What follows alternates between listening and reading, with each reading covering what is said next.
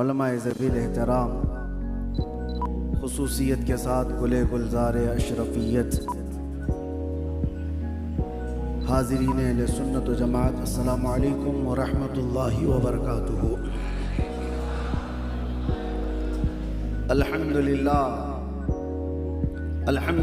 الحنان المنان الذي خلق الإنسان وعلمه البيان، والصلاة والسلام على رسوله سيد الإنس والجان وعلى آله وأصحابه ذوي الخير والإحسان، أما بعد فأعوذ بالله من الشيطان الرجيم، بسم الله الرحمن الرحيم۔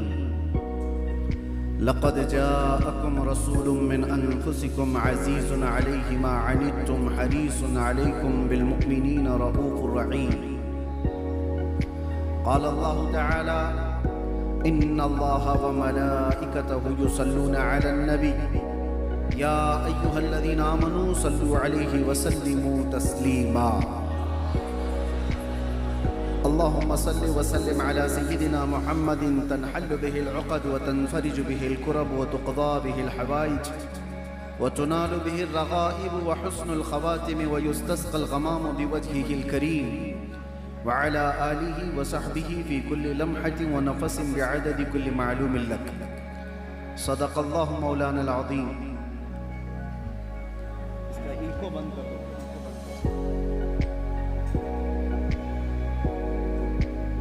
عزیزان گرامی،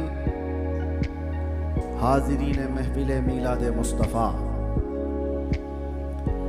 آج کی ہماری یہ بزم، جیسا کہ آپ کو معلوم ہے 20 اپریل کا دن ہے۔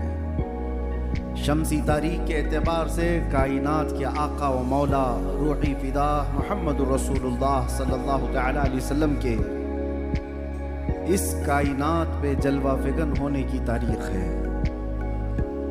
اور میں یہ کہتا ہوں، آج کی تاریخ کی خوشی صرف مسلمانوں کا حق نہیں، پوری انسانیت کا حق ہے۔ وہ رسول صرف مسلمانوں کے نہیں ہیں، پوری انسانیت کے لیے آئے ہوئے ہیں۔ اسی لیے قرآن نے یہ نہیں کہا وَمَا أَرْسَلْنَاكَ إِلَّا رَحْمَةً لِّلْمُؤْمِنِينَ، بلکہ قرآن یہ کہتا ہے وَمَا أَرْسَلْنَاكَ إِلَّا رَحْمَةً لِّلْعَالَمِينَ۔ محبوب، ہم نے آپ کو سارے جہانوں کے لیے رحمت بنایا ہے، صرف مومنوں کے لیے نہیں۔ اسی لیے ایک ہندو شاعر نے کہا تھا، اور وہیں سے ہم شروع کر رہے ہیں، عشق گر ہو جائے تو چارہ نہیں، عشق گر ہو جائے تو چارہ نہیں، محمد پہ صرف مسلمان کا اجارہ تو نہیں۔ میرے عزیزوں، عقل رکھنے والے اور سمجھ رکھنے والے سمجھتے ہیں کہ وہ رسول پوری کائنات کو ایک انقلابی زندگی دینے کے لیے آئے تھے۔ اسی لیے غور و فکر سے میرے آقا کی سیرت پڑھنے والے یوں کہتے ہیں، صبح طیبہ میں ہوئی بٹتا ہے باڑا نور کا، صدقہ لینے نور کا آیا ہے تارا نور کا، آئی نئی حکومت سکہ نیا چلے گا، عالم میں رنگ بدلا صبح شب ولادت۔ جس نے بہت قریب سے میرے آقا کو دیکھا وہ کہتا ہے کہ پوری کائنات میں اگر رنگ بدلا ہے تو وہ میلاد مصطفیٰ کی برکت سے بدلا ہے۔ آج کا دن منانا یہ رضا اکیڈمی، سنی جمعیت العلماء یا سنی بلال مسجد کا ہی حق نہیں ہے، اور نہ ہی اس علاقے یا کسی خطے کے مسلمانوں کے اوپر یہ فریضہ ہے، بلکہ آج کا دن ہر اس بیوہ کو کھڑے ہونے کا ہے جس کو میرے آقا نے عزتیں عطا کی ہیں۔ آج کا دن ہر یتیم کا دن ہے جس کو میرے آقا نے کندھوں پر بٹھا کر کے عزت عطا کی ہے۔ آج کا دن ان کمزوروں کے لیے ہے جن کے سہارا میرے مصطفیٰ صلی اللہ علیہ وسلم بن کر تشریف لائے۔ آج کا دن بوڑھوں کا ہے، آج کا دن بیواؤں کا ہے، آج کا دن فقیروں کا ہے، آج کا دن پوری کائنات کی ان بچیوں کا ہے جن کو پیدا ہوتے ہی زندہ درگور کیا جاتا تھا۔ عورتوں کی عزت دینے والا رسول آج کے دن آیا ہے، بیواؤں کو شرف بخشنے والا رسول آج کے دن آیا ہے۔ جن کو لوگ اپنی محفلوں میں نہیں بٹھاتے تھے، ان کے ساتھ میرے آقا نے محفلیں سجا کر کے عزتیں دے کر کے دنیا کو بتایا تھا کہ کائنات میں صرف تم آدم کی اولاد ہو، نہ کسی گورے کو کالے پر فضیلت ہے، نہ کسی گورے کو کالے پر اور نہ کسی عربی کو عجمی پر، کسی کو کسی پر فضیلت نہیں، بلکہ میرے آقا صلی اللہ علیہ وسلم نے فرمایا کلکم من بنی آدم وآدم من تراب، تم سب مٹی سے بنائے گئے آدم کی اولاد ہو۔ پوری کائنات کو یکساں بنانے والا، ایکویلٹی کا حقیقت میں درس دینے والا وہ رسول آج کے دن تشریف لایا ہے۔ آج پوری کائنات کو چاہیے تھا کہ اس رسول پاک صلی اللہ تعالیٰ علیہ وسلم کا وہ دن مناتے۔ یہ تعصب کی نگاہیں، یہ تعصب کے چشمے جنہوں نے پہنے وہ حضور سے دشمنی کرنے لگ گئے، ورنہ حقیقت تو یہ ہے میرے عزیزو، غیر مسلموں نے بھی جب پڑھا ہے، انگریز مورخ ہے، اس نے لکھا ہے پوری کائنات میں انسان کو انسانیت کیا ہے پتہ چلی ہے تو یہ 20 اپریل کے بعد پتہ چلی ہے۔ یہ ہم نے نہیں کہا، انگریزوں کی لکھی ہوئی تاریخ ہے۔ اس رسول پاک صلی اللہ تعالیٰ علیہ وسلم کے آنے کے بعد ایک دو میدان میں نہیں، دنیا کے ہر میدان میں انقلاب آیا۔ آج ہم کسی ریولیشن کو دیکھ کر کے، انقلاب کو دیکھ کر کسی ایک شخصیت کو یاد کرتے ہیں۔ مثال کے طور پر یہاں ہندوستان میں بہت ساری شخصیتیں پہچانی جاتی ہیں۔ تحریک آزادی کو لے کر کے جن شخصیتوں کو ہم یاد کرتے ہیں، ان کا میدان ہے آزادی کی تحریک چلانا، ہندوستان کو انگریزوں سے آزاد کرانا۔ ان کی شخصیتیں مشہور ہیں، سب جانتے ہیں، وہ ہندوؤں میں بھی ہیں، مسلمانوں میں بھی ہیں، کرسچنوں میں بھی ہیں۔ تو وہ تحریک آزادی ان کا ایک میدان تھا، اس کے وہ انقلابی تھے۔ کچھ وہ لوگ ہیں جو جہالت سے نکال کر کے علم کے میدان میں ایک انقلاب لانے کی کوشش کرتے رہے۔ کچھ وہ ہیں جو بادشاہت کو ختم کر کے ڈیموکریسی کو لانا چاہتے تھے، جمہوریت کو، وہ ان کی انقلابی شخصیت ہے۔ کچھ وہ ہیں جو کمیونزم کو لائے۔ دنیا کا ایک ایک میدان ہے جس میں انہوں نے انقلاب لایا۔ یہ صرف کائنات میں تنے تنہا محمد الرسول اللہ کی ذات ہے جو پیدا ہونے سے لے کر قبر میں جانے تک انسان کی ہر ضرورت میں انقلاب لا کر دکھایا۔ جب میرے آقا مدینے میں تشریف لائے تھے تو صرف 6 لوگوں کو لکھنا آتا تھا، صرف 6 لوگ قلم پکڑنا جانتے تھے۔ 10 سال کے بعد جب میرے آقا دنیا سے تشریف لے جا رہے تھے تو 80,000 لوگوں کو لکھنا آ چکا تھا۔ علم کا انقلاب اس دنیا میں اس سے بڑا کون لایا ہے؟ میرے عزیزو، ایک صحابی ہیں، انقلاب کی بات آئی ہے تو کہتے ہیں یا رسول اللہ صلی اللہ تعالیٰ علیہ وسلم، زمانہ جاہلیت کی ہماری 2 چیزیں ایسی ہیں جس کو یاد کر کے ہمیں ہنسی بھی آتی ہے اور رونا بھی آتا ہے۔ کچھ باتیں ایسی ہیں جن کو یاد کر ہم ہنستے ہیں، کچھ باتیں ایسی ہیں جن کو یاد کر ہم روتے ہیں۔ اس صحابی نے جب یہ کہا، میرے آقا صلی اللہ تعالیٰ علیہ وسلم پوچھتے ہیں کون سی باتیں جس پر تم روتے ہو، جس پر تم ہنستے ہو؟ وہ صحابی کہتے ہیں ہنسنے کی بات تو یہ ہے کہ ہمیں عقل و شعور نہیں، ہم کو کس نے پیدا کیا، ہمارا رازق کون ہے، ہمارا خالق کون ہے، اس کا شعور نہیں تھا، تو ہم نے افواہوں پر یقین کرتے ہوئے اپنے اپنے خدا بنا لیے تھے۔ آٹے کے خدا بناتے تھے اور آٹے کا خدا بنا کر سفر میں بھی لے کر کے چلتے تھے۔ توجہ چاہتا ہوں۔ اور وہ صحابی کہتے ہیں جب راستے میں کبھی کھانا ختم ہو جاتا تو ہمارے خدا کا کبھی ہاتھ توڑ کے کھا لیتے تھے۔ آٹے کا تو تھا، کھانے کی چیز تھی، کبھی پیر توڑ کے کھاتے اور زیادہ بھوک لگے تو گردن بھی توڑ کے کھا لیتے تھے۔ وہ خداؤں کے ساتھ یہ حشر کرتے تھے۔ وہ صحابی کہتے ہیں آج جب ہمیں یہ بات یاد آتی ہے تو ہنسی آتی ہے کہ ہم جس کی عبادت کرتے ہیں اسی کو توڑ کے کھاتے بھی تھے۔ اور دوسری بات وہ صحابی کہتے ہیں یا رسول اللہ صلی اللہ علیہ وسلم، وہ باتیں جو یاد کر کے ہمیں رونا آتا ہے، وہ کہتے ہیں میرے خود کی 5 بیٹیاں پیدا ہوئی اور ہر بیٹی کو میں نے قبر کھود کر کے دفن کر دیا۔ آخری بیٹی بڑی ہو گئی تھی، میرے سفر میں جانے کے وقت میں تجارت کے سفر پر تھا، میری بیوی نے بتایا نہیں اور بیٹی پیدا ہو گئی۔ ماں کیسے مارے؟ 4 بیٹیوں کو تو میں پیدا ہوتے ہی گردن مروڑ کر ختم کر چکا تھا، 5ویں تھوڑی بڑی ہو چکی تھی میرے آنے کے بعد۔ پھر جب مجھے پتا چلا 5ویں بھی بیٹی ہے تو اب تو وہ پہچاننے لگ گئی تھی، لیکن میرا دل اتنا سخت تھا کہ میں اس پہچاننے والی اور مجھے باپ کہہ کر پکارنے والی بیٹی کو بھی گھسیٹتا ہوا لے گیا اور اس کی چیخوں کو نہیں سنا، قبر کھودا اور اس کو زندہ میں نے دفن کر دیا۔ اس کی چیخیں میرے کان کو آج بھی اندر گونجتی ہوئی نظر آتی ہیں۔ رسول پاک صلی اللہ تعالیٰ علیہ وسلم کے پاس وہ آ کر کہتے ہیں، جب زمانے جاہلیت کی یہ بات ہم یاد کرتے ہیں تو سینہ کلیجہ منہ کو آتا ہے، درد ہوتا ہے کہ ہمیں اللہ تعالیٰ نے بیٹیاں دی تھی تو ہم عیب سمجھتے تھے، کسی کے گھر میں بیٹی پیدا ہو جانا یہ عیب تھا۔ یا رسول اللہ، آپ جو تشریف لائے منبر پر کھڑے ہو کر میرے مصطفیٰ نے فرمایا جس کی ایک بیٹی ہو اور وہ اسے حسن ادب دے کر صحیح جگہ شادی کر دے، میرے آقا فرماتے ہیں میں اس کا ہاتھ پکڑ کر کے جنت میں لے جاؤں گا۔ دنیا والوں آج بھی سنو، جو ناک بھون سکیڑتے ہیں آج بھی بیٹیوں کے پیدا ہونے پر، آج بھی عظمت مصطفیٰ صلی اللہ تعالیٰ علیہ وسلم ایک بار پڑھو تو سمجھ میں آ جائے۔ ہم ہندوستان میں رہتے ہیں، آپ کو پتہ ہے یہاں پر قانونی جرم ہے کسی کے بھی حمل کے اندر کوئی چیز ڈاکٹر بتا دے، 5 مہینے 6 مہینے کا جب حمل ہو جاتا ہے تو ڈائنوس کیا جاتا ہے، سونوگرافی ہوتی ہے، سی ٹی سکین ہوتے ہیں، ڈاکٹرز اتنا تو معلوم کر لیتے ہیں کہ پیٹ میں بچہ لڑکا ہے کہ لڑکی ہے، لیکن پورے ہندوستان میں آپ دیکھ لیں یہ غیر قانونی معلوم کرنا، کیوں؟ اس کی وجہ کیا ہے؟ ہم نے تو ہمارے کچھ ساتھیوں سے پوچھا انگلینڈ وغیرہ میں، کہا کہ وہاں تو ڈاکٹرز بتا دیتے ہیں کہ بچے کے آنے کی تیاری کر لیں۔ کہا ہمارے ہاں تو بہت بڑا جرم ہے، ہاسپٹلز میں لکھا ہوا ہوگا کہ اگر پوچھ بھی لے تو اس پر قانونی جرم کا مقدمہ دائر ہو سکتا ہے، اس پر فائن ہے کہ پیٹ میں کیا ہے۔ میں نے معلوم کیا تو پتا چلا آج بھی یہاں پر حاملہ عورتیں جا کر ڈاکٹر سے پوچھتی ہیں، اگر ڈاکٹر نے بتا دیا بیٹی ہے تو وہ حمل کو گرانے کی بات کرتی ہے۔ آج بھی یہ اس ترقی یافتہ دور میں جب یہ باتیں ہیں، قانون کیوں ہے آج کہ حمل کے اندر جو چیز موجود ہے پیٹ کے اندر بتانا غیر قانونی کیوں ہے؟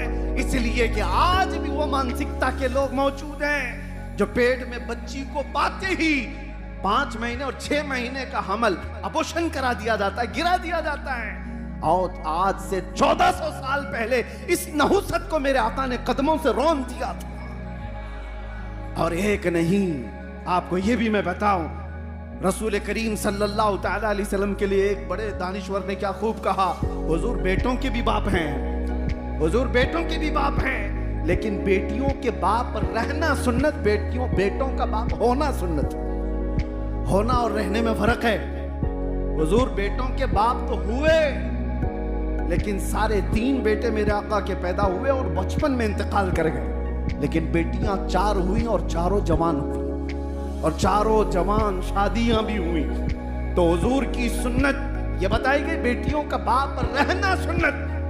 میرے آقا صلی اللہ تعالیٰ علیہ وسلم نے دنیا کو یہ مزاج دیا جس کو تم گلا گھونٹ کر کے دفن کر دیا کرتے تھے، یہ حقیقت میں بیٹیاں تمہارے لیے عذاب نہیں ہیں۔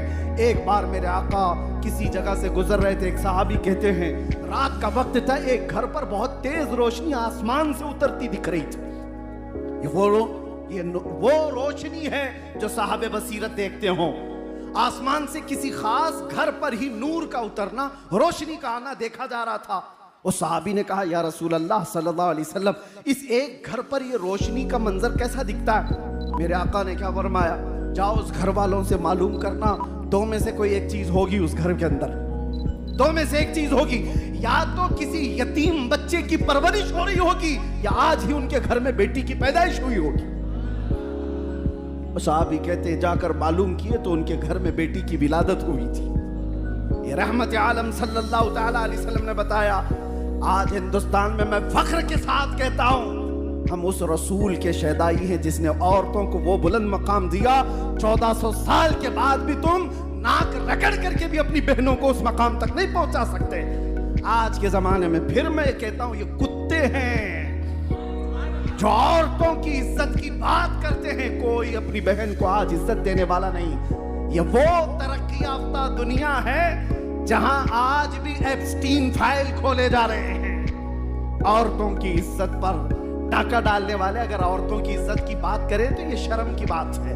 یہ ایسی شیطان ہیں جو فجر کی نماز کی بات کر رہے ہیں، ان کے منہ سے عورتوں کی عزت اچھی نہیں لگتی ہے ہی نہیں. ریئل میں جو عزتیں دی ہیں میرے آقا نے دی ہیں. اور شادی بھی میرے آقا نے فرمائی تو سب سے پہلے 25 سال کی عمر میں 40 سالہ بیوہ خدیجۃ الکبریٰ سے نکاح فرمایا. جب عورتوں کو بیوہ ہونا بھی ایک اپشگن کہلا جاتا تھا. آج بھی ہے, آج بھی. ہم تو بہت بدل چکے, لیکن یہاں تو ستی کی رسم بھی تھی. ہندوستان میں ستی کی رسم بھی ہوا کرتی تھی. شوہر اگر مر جائے تو عورت کو ساتھ میں جلا دیا جاتا تھا. اس کو جینے کا حق نہیں تھا. تھوڑا اپ گریڈ ہوا زمانہ تو پھر یہ کہا گیا کہ چلو اس کو جلایا نہیں جائے گا, جنگلوں میں چھوڑ دیا جائے. اب اور اپ گریڈ ہوا تو اتنا کہہ دیا گیا کہ ٹھیک ہے بناؤ سنگار سب نکال دیا جائے, کسی ایک خاص جگہ میں اس کو رکھ دیا جائے. ودوا کو کہیں اچھی محفلوں میں آنے نہ دیا جائے. کوئی بھی محفل میں آئے گی تو اب شگن ہے, کام برے ہو جائیں گے. یہ دنیا کا تصور تھا. عورت کا بیوہ ہونا کیا اس کے ہاتھ میں ہے؟ کیا وہ اپنے اختیار سے بیوہ بنی ہے؟ کسی کا شوہر کبھی بھی مر سکتا ہے, اس میں کیا قصور ہے؟ لیکن زندگی بھر وہ یہ عیب سہتی رہتی تھی. آج بھی بہت ساری جگہوں پر ان کو معاشرے سے الگ کیا جاتا ہے, مگر میرے مصطفیٰ صلی اللہ علیہ وسلم نے ایک نہیں 9 بیویاں ایسی نکاح فرمائی جو بیوہ تھی یا مطلقہ تھی. میرے آقا صلی اللہ تعالی علیہ وسلم نے یہ جو عزت عطا فرمائی, عورتوں کی بات میں کر رہا ہوں, یہ تو ایک حصہ ہے. آج کے دن کس کس میدان پر ہم گفتگو کریں, کہاں کہاں عزتیں دی گئی. عورتوں کی عزت پر بات اس لیے کر رہا ہوں کہ آج ضرورت ہے. ہمارا وہ دین نہیں جہاں پر 12 سال کی بچی کو بلاತ್ಕಾರ کرنے والا بھی حکومت کے تخت پر بیٹھ کر کے مزے لے رہا. وہ دین نہیں ہے. یہ دین جو یہ میرے آقا صلی اللہ تعالی علیہ وسلم نے فرمایا نظروں کو بھی اٹھاؤ گے تو نظر کا زنا ہے. اور یہ بھی نہیں ہے کہ مسلمان عورتوں کی عزت ہے. اسلام ہر ایک بیٹی کی عزت کو ویسے ہی سمجھتا ہے جیسے مسلمان بیٹی کی عزت ہے. ایسا نہیں ہے کہ زنا کا عذاب, زنا کی جو سزا ہے صرف مسلمان لڑکی سے کرنے پر زنا کی سزا ہے. کسی بھی گھر کی بیٹی کے ساتھ اگر کسی نے زیادتی کی تو سزا وہی ہے.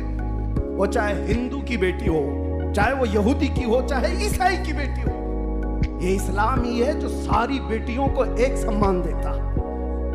یہاں پر تفریق نہیں ہے, عزتوں کی بات آئے اور مساوات کا درس دینے والا وہ رسول آج کے دن تشریف لایا ہے. عورتوں کو تو چاہیے تھا کہ آج کے دن میرے آقا صلی اللہ تعالی علیہ وسلم کی عظمت کے نعرے لگاتی. یہ وہ عورتیں ہیں جو آج بھی 5 زیور سب عورتوں کے ہاں اکثر پائے جاتے ہیں نا. دیکھے ہوں گے آپ, گلے میں نیکلیس, دونوں ہاتھوں میں چوڑیاں, دونوں پیروں میں پائل, تقریباً سب عورتیں پہنتی ہیں. تاریخ آپ پڑھ کر کے دیکھو, یونان کی اس وقت کی پاش حکومتیں بھی اور پہلے کے دور کی حکومتیں بھی یہ میٹنگ کرتی تھی عورت کو انسان سمجھا جائے کہ نہیں سمجھا جائے. اور اس دور میں بعض لوگوں نے کہا کہ ٹھیک ہے یہ انسان ہے, لیکن اس کو ساتھ میں اگر کہیں لے جانا ہے بازار میں تو 5 زنجیریں پہنا کر, ایک گلے میں, 2 ہاتھوں میں اور 2 پیروں میں 5 زنجیریں ڈال کر کے عورت کو بازار لے جایا جاتا تھا. عورت کی یہ حیثیت تھی. میرے مصطفیٰ صلی اللہ علیہ وسلم نے ان زنجیروں کو توڑا اور ان زنجیروں کو عورتوں کی زیور بنا دیا گیا. شکل تو باقی ہے لیکن زنجیر نہیں ہے. عورتوں کو عزت اس کائنات پر جس نے دیا ہے وہ میرے مصطفیٰ نے عطا کیا, رسول کرم صلی اللہ تعالی علیہ وسلم نے عطا کیا ہے. عزیزان گرام وقار, آج اس لیے بھی میں بات کر رہا ہوں کہ 2 چیزیں بہت بڑی سخت ہیں دنیا میں, عورت اور دولت. اس پر کنٹرول اکثر لوگ کھو جاتے ہیں, یہیں سے تو گمراہی آتی ہے. ان 2 چیزوں کی لمیٹیشن میرے آقا نے جو طے کی ہے وہ کتنی بہترین ہے. مدینے کی ایک یہودی عورت ہے, چٹھی لکھتی ہے ابو بکر صدیق رضی اللہ تعالیٰ عنہ جب خلیفہ وقت ہیں, کہا کہ میں مدینہ چھوڑ کر یمن جانا چاہتی ہوں میرے خاندان کے پاس, مجھے یہاں سیف نہیں لگتا, سب مسلمان ہیں, میں جانا چاہتی ہوں. صدیق اکبر نے اس کا راستہ نہیں روکا, کہا کہ ٹھیک ہے جا سکتی ہے, لیکن تنہا عورت ہے کون جائے اس کے ساتھ. 2 جوان صحابہ کو ساتھ میں کر دیا کہ یمن تک اس خاتون کو پہنچا کر کے آؤ. اب وہ عورت اور ڈر گئی. مسلمانوں کے بارے میں جو ایک پرسیپشن ہے, ایک बना बनाया हुआ है, प्रोपेगेंडा है कि औरतों को देखेंगे तो ये पागल हो जाएंगे, कुछ भी कर लेंगे। दुनिया ने इस तरह से बना रखा है, हकीकत में खुद गंदे हैं। 2 जवान सहाबा को उस औरत के साथ कर दिया गया। औरत को ऊंट पर बिठाया गया है, गजावा सजा है। दोनों जवान चलते हुए जा रहे, यमन तक जाना है मदीने से। जहां जहां चौकियां आती, चेकिंग पॉइंट आते, ये दोनों नौजवान बात करते, खलीफा अव्वल सिद्दीक अकबर की मेहमान है, यमन जा रही है, ऊपर नहीं देखा जाता, रास्ते खोल दिए जाते। कई दिन की मसाफत के बाद जब यमन पहुंचते हैं तो वो खातून कहती है, कई दिन का सफर कर लिया मदीने से यमन तक। वो औरत कहती है, मैं खुदा को शाहिद बनाकर कहती हूं, एक बार भी इन दोनों नौजवानों में से किसी ने मेरी तरफ आंख उठाकर नहीं देखा नहीं। जब मैं उतरती, जब मैं चढ़ती, जब मेरी हाजतें होती तो ये नौजवान अपना चेहरा फेर लेते, एक बार भी इन्होंने देखा नहीं।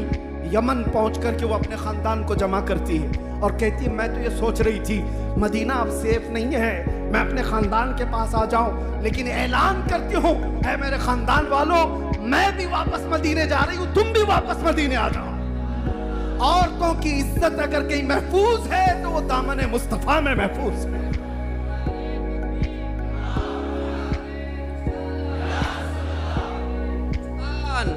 मेरे अजीजों, ये सिर्फ और सिर्फ बेटियों की बात जहां तक है, ये इनकी इज्जतों की बात, हदीसें पढ़ो आपको पता चले। बेटी होने पर मेरे आका ने शफाअत की बात फरमाई, बहन हो तो फरमाया उसकी गायबाना भाई के हक में दुआएं ऐसी कबूल होती हैं जैसे काबे के पास कबूल होती है। माँ हो तो उसके कदमों में जन्नत है, बीवी हो तो एक लुकमा उसे खिलाया तो सदक़े का सवाब। औरत को हर मकाम पर वो इज्जतें दी गई। नबी आखिरुज़्ज़मान सल्लल्लाहु तआला अलैहि वसल्लम ने आखिरी जो अल्फाज वफात के वक्त जो बयान फरमाए, उसमें भी ये जिक्र है, मिल्के यमीन अस्सलात, वो मिल्के यमीन। मिल्के यमीन किसको कहते हैं? जो तुम्हारे मातहत रहने वाली औरत। मेरे आका ने फरमाया, उनका ख्याल रखना, उनके साथ ज्यादती ना हो, उनके साथ जुल्म ना हो। और हुजूर अकरम सल्लल्लाहु तआला अलैहि वसल्लम की सीरत आप पढ़ो, 10 बीवियां जो एक साथ रही, 10 बीवियां, और मुख्तलिफ रिवायात में जो 11 है तादाद, वो आगे पीछे किसी के इंतकाल के बाद, हजरत खदीजा जब तक थी तो कोई और बीवी नहीं थी, बाकी 10 बीवियां जब तक थी। एक भी बीवी ने कहीं कोई रिवायत नहीं बयान की कि हुजूर ने किसी पर हाथ उठाया, किसी ने नहीं कहा। हुजूर पाक सल्लल्लाहु तआला अलैहि वसल्लम ने सख्त मिजाज के साथ उनको तकलीफ दी हो, कभी नहीं। रसूल करीम सल्लल्लाहु तआला अलैहि वसल्लम 10 बीवियों के साथ जो माशरती जिंदगी गुजार करके दिखाए हो। यहां तो 2 बीवियां रख नहीं पाता कोई, और वैसे भी हमारे ऊपर इल्जाम है कि 4 वाले हैं, मियां एक नहीं संभलती, 4 की बात की है। लेकिन रहमत आलम सल्लल्लाहु तआला अलैहि वसल्लम ने औरतों जैसी फितरत और सिफत जिसके अंदर है, अरे सब औरतों के अंदर एक नस्वानी सिफत सबके अंदर होती है। वो उम्महातुल मोमिनीन थी, रसूलुल्लाह की बीवियां थी, लेकिन थी तो औरत। और हदीसों में इसका जिक्र भी है। हजरत आयशा की बारी में हुजूर सल्लल्लाहु तआला अलैहि वसल्लम उनके घर हैं। हजरत ज़ैनब दूसरी बीवी हैं, उन्होंने गोश्त का एक ऐसा सालन बनाया जो हुजूर को बहुत पसंद था। उन्होंने सोचा आज मेरे घर में हुजूर तो आएंगे नहीं, बारी आयशा के घर है। थोड़ा सा सालन उन्होंने अपनी खादिमा को दे करके भेजा, आयशा के घर रसूलुल्लाह सल्लल्लाहु अलैहि वसल्लम, ये सालन हुजूर को पसंद है, पहुंचाओ। औरत होती, खादिमा लेकर के आई। हजरत आयशा ने पूछा, ये कहां से आया? कहा ज़ैनब के यहाँ से, कोनी मार के गिरा दिया। आज मेरे पास है रसूलुल्लाह, और मेहमान नवाजी, जियाफत जो कुछ भी होगी वो आयशा के घर से होगी। मुख्तसर सी ये छोटी मोटी बातें हैं, औरतों के अंदर तो होती ही हैं। अरे 2 के दरमियान मसावात करना एक बड़ा चैलेंज होता है। मेरे मुस्तफा ने 10 बीवियों के साथ मसावात करके कायनात को दिखाया है। ये कौन कर सकता है? जो रहमत आलम हो। ये वही कर सकता है जो रियलिटी में कहता भी हो और करता भी हो। दुनिया को औरतों के हुकूक बताने वाला खुद कभी बीवी ना रख सकता हो, और वो दुनिया को पाठ पढ़ा रहा है औरतों की इज्जतों के लिए। एक बात आप समझ करके चलें, इस्लाम रियलिटी की बात करता है, हकीकत की बात करता है। औलाद की बात जहां तक आए, मुस्तफ़ा करीम सल्लल्लाहु ताला अलैहि वसल्लम ने औलाद के लिए जो फरमाया, और उसके अलावा मसावात की जहां तक बात आए, मैं कुल मिलाकर के आज के दिन की एक अजमत बताऊं। आज के दिन बहुत सारे इनकलाब आए, इल्म का इनकलाब, इंसानों के उरूज और इर्तिका का इनकलाब, जिहालत से निकालने का इनकलाब, बुराइयों से बाज लाने का इनकलाब। अरे वो सहाबा जो ईमान लाने से पहले उनके हालात ये थे कि वो शराब नोशी और क़िमारबाजी में फख्र करते थे। 50-50 साल पुरानी शराब जमा करके पीने का रिवाज था। 50 साल पुरानी शराब नशा ज्यादा करती है, लेकिन एक फरमाने रसूल था जिसने उनकी जिंदगियां बदल डाली। हजरत अनस कहते हैं, मैं कहबा खाने में लोगों को शराब प्यालों में भर करके दिया करता था। एक शाम ऐसी आई कि मदीने में ऐलान हुआ, अल्लाह के रसूल ने फरमाया, मुसलमानों आज से शराब हराम हो गई। सिर्फ ऐलान हुआ, जैसे ही आवाज गूंजी मदीने की गलियों में, जिसके हाथ में प्याला था वो वहीं से पटक दिया, जिसके घर में मटका था उसने तोड़ दिया। वो एक दिन था मदीने की सारी नालियां शराब से बह रही थी। एक फरमाने रसूल ने उनकी जिंदगियां बदल डाली। इनकलाब, मेरे अजीजों, यहां रुक करके मैं इस इनकलाब पर थोड़ी सी बात और करना चाहूंगा। वो सहाबा से आपकी मोहब्बत है या नहीं? हम अहले ईमान है, उस सहाबा से हमारी मोहब्बत। उस रसूल से मोहब्बत ना होती तो यहां आते भी नहीं आप। उस रसूल से आपको बेपनाह मोहब्बत है। आज अगर मैं कहूं, हर बच्चा, हर जवान ये कहने को तैयार है, उस नामूसे मुस्तफा पर तुम क्या दोगे? चंदे की बात नहीं, गर्दनें देने को तैयार है। ये लब्बैक यूं ही नहीं कहा जाता। लब्बैक का मतलब होता है हम हाजिर हैं या रसूल अल्लाह, हम हाजिर हैं या रसूल अल्लाह। बताओ किस चीज से तुम हाजिर हो? जान से, अपनी तमाम चीजों से हाजिर हो। लेकिन एक बात मैं पूछना चाहता हूं, जो कौम अपने नबी से इतनी मोहब्बत करती हो, जान देने के लिए तैयार है, हुजूर पर मर मिटने को तैयार है, हर सितम, हर मुसीबत गवारा करने को तैयार है, उस कौम के अंदर अगर नशा आम हो चुका है तो ये बहुत बड़ी फिक्र की बात है। जिस चीज को मेरे आका कायनात से खत्म करने आए, आज उनकी उम्मत उस चीज को रिवाज कैसे दे सकती है? हैरत की बात है मेरे अजीजों, मुसलमान और नशा दो ऐसी चीजें हैं जैसे दिन और रात। दिन और रात का क्या मिलाप? काला और सफेद दोनों एक हो नहीं सकते। मुसलमान और नशा इतना अपोजिट है, इतना अपोजिट है। हमारे मोहल्लों में नशा आया कहां से? हमारे मोहल्लों में नशा बिकता कैसे है? तुमने क्या हदीसें नहीं सुनी? वो सहाबा तो पहले हराम नहीं हुई थी इसलिए इस्तेमाल कर रहे थे। हम तो पैदाइशी कानों में सुनते आ रहे कि हराम है, हराम है, हराम है। अभी तुम्हें और कोई हराम करने वाला नहीं आने वाला है।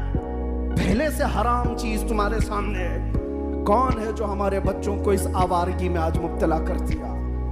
अगर इश्क रसूल राई के दाने के बराबर भी तुम्हारे सीनों में है तो मेरे अजीजों, नशा उठाना तो दूर की बात, तुम देखना भी गवारा नहीं करते। तुम्हारे सरों पर जिसकी इज्जत लगी हुई है वो मेरे मुस्तफा की है। दुनिया तुम्हें तुम्हारे नाम से नहीं, मेरे नबी के नाम से पहचानती। हमारी अपनी क्या पहचान है?